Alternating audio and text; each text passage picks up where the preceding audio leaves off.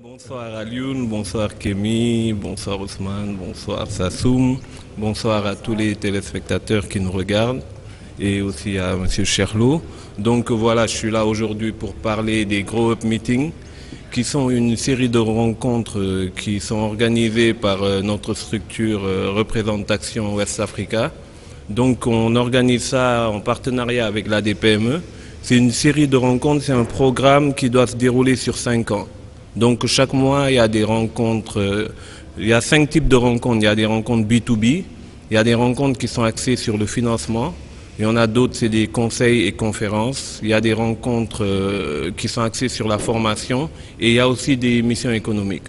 Donc le 10 mars dernier, on a fait la première rencontre au Radisson. C'était des rencontres B2B sur le thème de l'agriculture et l'agrobusiness. Et comment ça s'est passé sur le plan des résultats? Des résultats. Oui, ça s'est très bien passé. On a pu mettre en rapport les différents acteurs du secteur.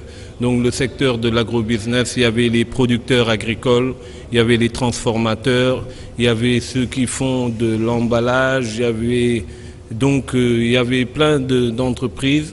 Et les différents acteurs du secteur, on a pu les mettre en rapport. Il y a des commandes qui ont été passées. On a aussi il y a des banques qui étaient là, des fonds d'investissement qui ont pu entrer en rapport avec certains agriculteurs. Donc dans l'ensemble, la plupart pour ne pas dire tous les participants étaient satisfaits.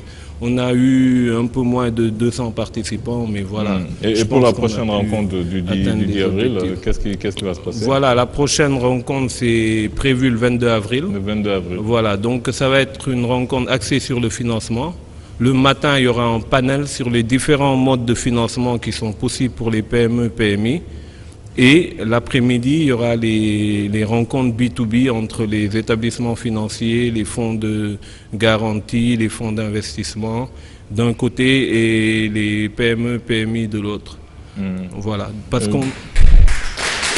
Rapide appréciation. En gros, l'idée, c'est de faire en sorte que les informations qui ne sont pas facilement, on ne les trouve pas en fait. Quand on est entrepreneur ici, c'est le parcours du combattant, de savoir comment faire, où aller, qu'est-ce qui est disponible. Et en gros, c'est de faire en sorte que tous les acteurs différents se rencontrent et les informations soient échangées.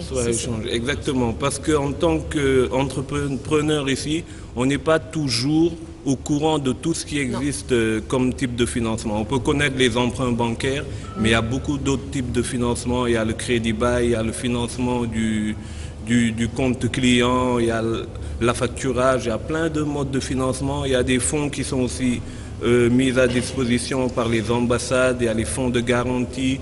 Donc il y a plein de types de financement qui sont là et qui sont disponibles pour les PME, PMI, mais c'est ce manque d'information qui fait que les PME et PMI n'y ont pas accès.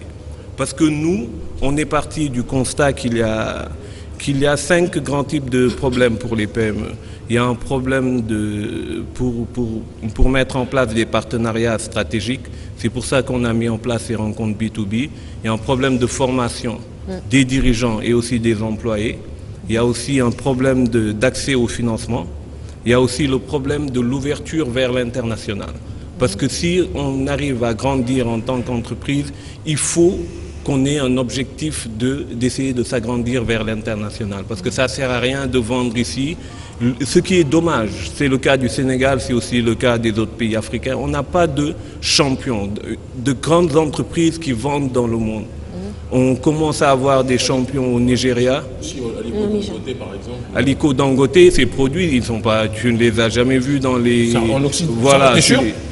Des produits Dangote à Auchan ou à Carrefour. Non, on ne parle pas d'Auchan et Carrefour, on parle de dire qu'il y a une exportation. Oui, mais en Afrique, plus en Afrique et on un peu en Asie. Voilà, donc merci. ça n'a rien à voir avec la Corée du Sud, qui vendent partout dans le monde, qui vendent maintenant aux États-Unis. Déjà, le Nigeria, c'est quelque chose, parce qu'eux, ils commencent à vendre déjà en Afrique, en Asie, ce qui n'est pas le cas du Sénégal.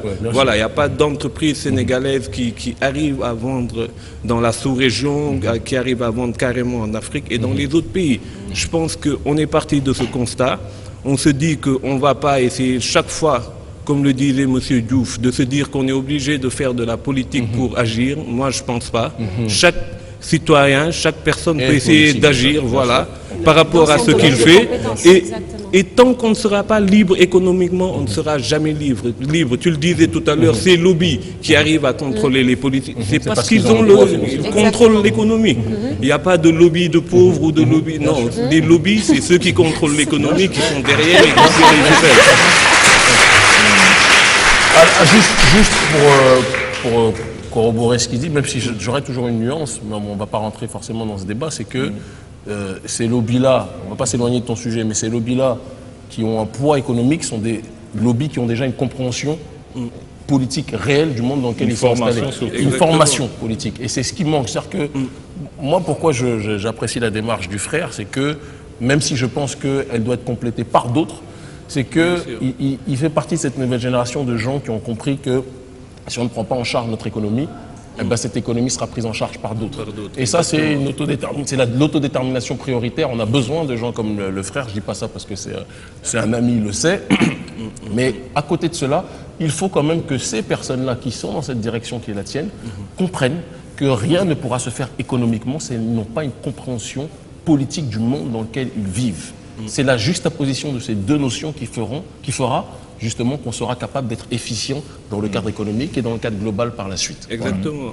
Parce que je pense que ça entre dans le côté plus d'intelligence économique. Il faut avoir une intelligence du monde, avoir les bonnes informations et puis les actes derrière qui suivent ne peuvent qu'être économiques. Dans mon cas, ils seront politiques peut-être. On l'encourage. Voilà. Donc les dates, la prochaine. Voilà. Donc la prochaine rencontre, c'est le 22 avril. Ce sera aussi au Radisson. Donc on appelle les banques et établissements financiers. Il y en a qui sont déjà inscrits. Donc on attend les autres. Ce sera gratuit. Toutes les rencontres sont totalement gratuites pour les PME, PMI. En ce moment, on a l'ADPME qui nous accompagne. On a aussi Apples, une agence privée qui lutte contre la pauvreté pour l'emploi au Sénégal. Mais on est ouvert. Parce que ce qu'on veut, c'est que ce soit vraiment gratuit pour les entreprises. Et franchement, on le fait pour accroître la compétitivité des entreprises sénégalaises. Donc, il faut que chacun y mette du sien. Voilà. Donc, peut-être les banques auront une petite participation à donner, mais voilà, il y a des charges, donc il faut qu'on les couvre. Il faut que chacun y mette du sien pour qu'on puisse aller de l'avant. Donc, on appelle tout le monde, on appelle les agences étatiques. Voilà. Ok, donc ça a été dit et bien dit. L'inscription se fait sur le site. Pour les entreprises qui veulent s'inscrire, c'est gratuit. Ils peuvent s'inscrire sur le site, c'est www.growmeeting.com. Voilà, et même les autres participants, les partenaires aussi, s'ils viennent sur le site, on a mis en place une application. Ils peuvent. Je voulais juste ajouter une chose, c'est qu'on va sortir aussi. On a sorti le premier magazine gratuit économique, c'est le magazine Croissance. Et voilà, le numéro 1 va sortir au mois d'avril. Donc c'est un magazine pour les entrepreneurs, les PME, les PMI, où ils vont avoir des idées, comment gérer l'entreprise, entreprendre.